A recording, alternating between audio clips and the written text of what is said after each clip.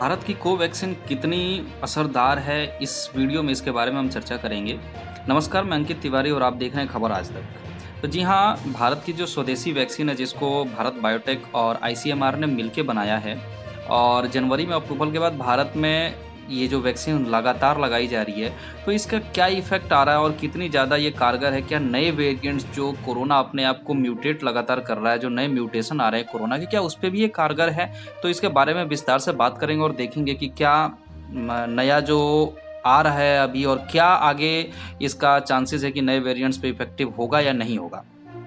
तो जैसा आप सभी को पता है कि कोरोना चाइना से निकल के आया और चाइना में जो वुहान वायरस से बिल्कुल फेमस हुआ, तो इसका बिल्कुल प्राइमरी स्टेज का ये वायरस था जो कि बहुत सारे जगहों पे आया और पूरे दुनिया में फैला। इंडिया में भी आया, लेकिन आप सभी ने देखा होगा कि जो वुहान वायरस था उस समय जब कोरोना आया था स्टार्टिंग में जो फर्स्ट वेव थी, तो इतना ज़्यादा प्रॉब्लम देखने को नहीं मिल पा रहा था और इतना ज़्यादा जैसे कि अभी जो क्राइसिस फैल रहा है पूरे इंडिया में जो सेकंड वेव आई है, तो इतना फर्स्ट वेव में नहीं देखा गया था, इतनी परेशानी नहीं देखी गई थी।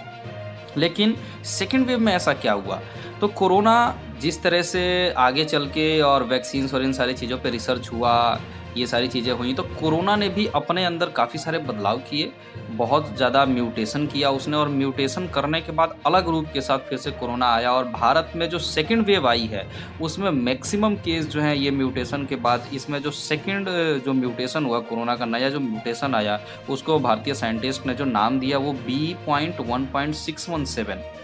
और आप देखेंगे तो महाराष्ट्र में लगभग 61% जो केस हैं वो सारे के सारे ये जो नया जो म्यूटेशन हुआ था सेकंड म्यूटेशन जो बोलेंगे डबल म्यूटेशन जो था उसी के सारे केस देखे गए। हालांकि अपने जो इंडियन साइंटिस्ट हैं इसके बारे में ऑलरेडी 5 अक्टूबर को ही पिछले साल बता चुके थे कि भारत में नया म्यूटेशन आ सकता है,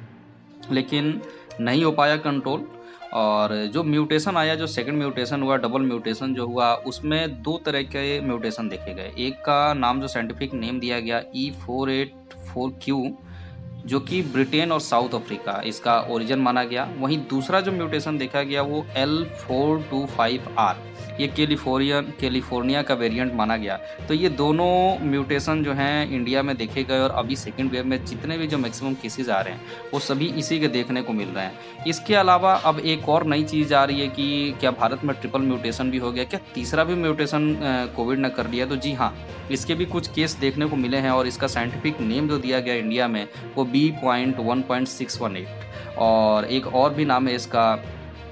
वो है आपका P614R। तो ये ट्रिपल म्यूटेशन है और इसके भी कुछ केसेस महाराष्ट्र, दिल्ली, वेस्ट बंगाल और छत्तीसगढ़ में इसमें देखा गया है। लेकिन एक राहत भरी खबर हमारे पास ये है कि हमारी जो स्वदेशी वैक्सीन है कोवैक्सीन, आपके जो ये अमेरिका की एक साइंटिस्ट हैं डॉक्टर फॉजी, उन्होंने बताया कि भारत की जो कोवैक्सीन है वो सारे नए वेरिएंट्स पे बहुत ज़्यादा इफ़ेक्टिव है, बहुत ज़्यादा असरदार है और अपनी जो स्वदेशी वैक्सीन है उसकी एफिकेसी भी 81% के आसपास देखी गई है अभी तक जितने भी जो डोजेज़ लगाए गए हैं उसका जो डाटा आया है उसके अनुसार। तो जी हाँ, अपनी जो कोवैक्सीन है वो काफ़ी ज़्यादा इफ़ेक्टिव है और काफ़ी अच्छी है और भारत में जितने भी जो नए म्यूटेशन देखे जा रहे हैं